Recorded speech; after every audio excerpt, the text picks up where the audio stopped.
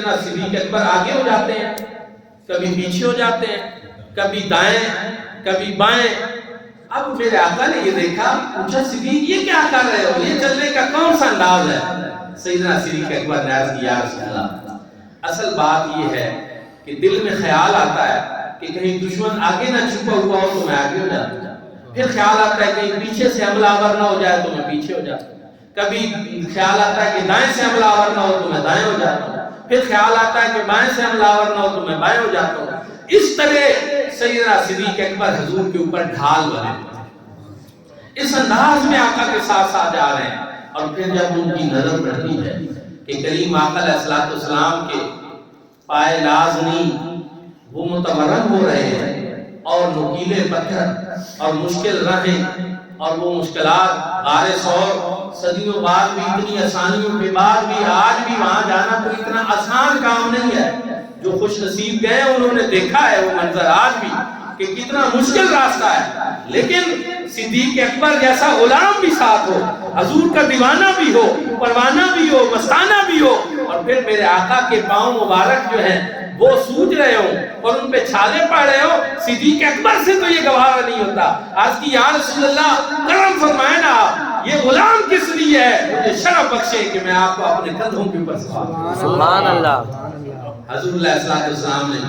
سیدنا صدیق اکبر کو یہ شرف بخشا، آپ سیدنا صدیق اکبر کے کندھوں کے اوپر سوار ہو گئے۔ میرے بھائی اور دوستو، لوگوں نے تو صرف اتنا ہی بیان کیا، یہ اتنا ہی سمجھا کہ حضور نے سواری کی ہے سیدنا صدیق اکبر کے کندھوں پہ، لیکن ایک بات میں آپ سب سے پوچھتا ہوں، بچپن سے ہم سنتے آئے ہیں کہ سیدہ حلیمہ سعدیہ وہ ہستی ہیں جو حضور کی دایا بنی اور ان کو یہ شرف نصیب ہوا، تو جب وہ حضور کو لینے آئی تھی تو ان کی سواری پیچھے رہ جاتی تھی اور دوسری دائیاں پریشان ہوتی تھی، لیکن جب واپسی پہ میرے آقا ان کی سواری پہ سوار ہوئے تو پھر حلیمہ سعدیہ کی سواری دوسری سواریوں سے آگے نکل جاتی تھی، اور انہوں نے پھر پوچھا بھی تھا حلیمہ سعدیہ تو سواری تبدیل کر لی ہے، تو حلیمہ نے کیا جواب دیا تھا؟ سواری تبدیل نہیں کی، اب سوار تبدیل ہو گیا ہے، اب وہ برکتوں والی ہستی اس کے اوپر آ گئی ہے کہ جن کی برکت سے حلیمہ سعدیہ کی سواری تمام سواریوں سے آگے نکل گئی۔ تو مجھے کہنے دیجئے، جب مصطفیٰ کریم صلی اللہ علیہ وآلہ وسلم نے سیدنا صدیق اکبر کے کندھوں کے اوپر سواری کی، جب میرے آقا سوار ہوئے تو میرے آقا کے سوار ہونے کی برکت سے سیدنا صدیق اکبر بھی مقام اور مرتبے میں حضور کے سارے صحابہ سے آگے نکل، یہ شرف ان کو میرے آقا کی وجہ سے نصیب ہے۔ اور اسی طرح جس طرح حلیمہ سعدیہ کی سواری ساری سواریوں سے آگے نکل گئی، میرے آقا کے سوار ہونے کی برکت سے پھر سیدنا صدیق اکبر بھی سارے صحابہ سے آگے نکل گئے۔ سبحان اللہ، سبحان اللہ۔ دوستان دل کا پھر غار کے دہانے پہ پہنچتے ہیں، سیدنا صدیق اکبر عرض کرتے ہیں یا رسول اللہ آپ ٹھہریے، پہلے مجھے جانے دیجیے، غار ہے صدیوں سے بند پڑا ہے، پتہ نہیں اس میں کوئی موذی چیز ہو، اور بعد میں یہ چیز ثابت بھی ہوئی کہ سیدنا صدیق اکبر کا خدشہ جو ہے وہ غلط نہیں تھا، وہ درست تھا، کہ عرض کرتے ہیں آپ مجھے پہلے موقع دیجیے، غار کی صفائی کرتے ہیں، سارے سوراخ بند کرتے ہیں کپڑوں سے، ایک بچ جاتا ہے اس پہ اپنی ایڑی رکھ دیتے ہیں، آقا کو بلاتے ہیں، کریم آقا تشریف لاتے ہیں، اب عزیز کا غار ہے اور اس میں یار ہے، اور پھر مصطفیٰ کریم صلی اللہ علیہ وسلم سیدنا صدیق اکبر کے زانوں کے اوپر سر رکھ کر سو رہے ہیں۔ سبحان اللہ، سرکار کا رخ بدوحا ہے سیدنا صدیق اکبر کی نگاہیں،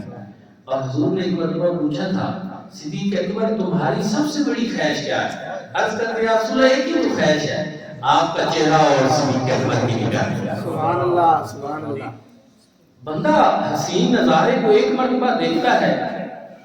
تو کہتا ہے ٹھیک ہے کافی ہو گیا، چلو بہت زیادہ ہو تو دوسری مرتبہ دیکھ لیتا ہے یا تیسری مرتبہ دیکھ لیتا ہے، اٹھا جاتا ہے۔ آپ کے یہاں پاس اچھالی جھیل ہے جو خوبصورت چیز ہے، بڑے دور سے لوگ آتے ہیں دیکھنے کے لیے، لیکن آپ روزانہ جاتے ہیں وہاں دیکھنے کے لیے؟ نہیں جاتے، کیوں کہ ہے خوبصورت لیکن دیکھ لیں بس، لیکن نہیں،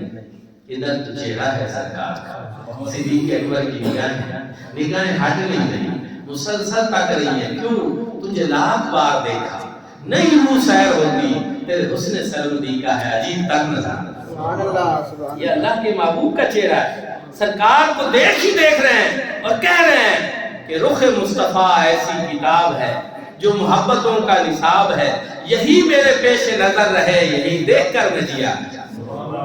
اسی فضا میں جیا، اسی کو کتاب کو پڑھ رہے ہیں۔ اور ایک عاشق نے بڑی خوبصورت بات کی، رندوں کے لیے میں خانے کی